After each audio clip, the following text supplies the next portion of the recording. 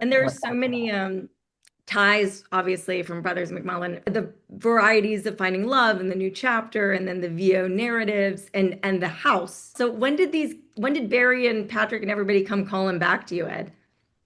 So it's funny. 14, 15 years ago, I see Rick Linklater's second sequel to Before Sunrise, Before Midnight.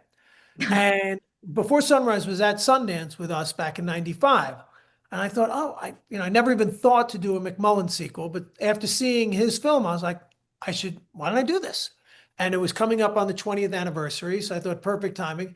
I tried to write a script and I just couldn't figure out what to do with those characters.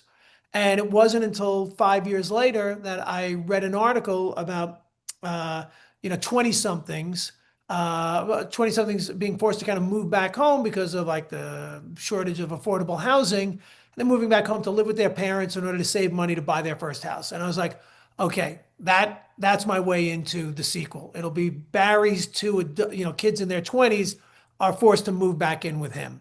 And Right. once I had that, I was like, all right, well, since we made the film, Connie has become, such a big star, and Connie and I have remained really good friends and worked together a bunch of times. So I was like, well, Connie's got to be one of the leads in the movie. So that's when I was like, well, I'll make her a widow. So it'll be the brothers McMullen and the sister-in-law McMullen now. Hmm. So I started fleshing it out, called Connie. I said, what do you think?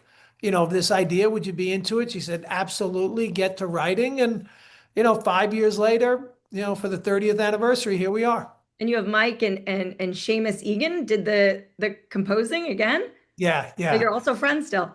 yeah.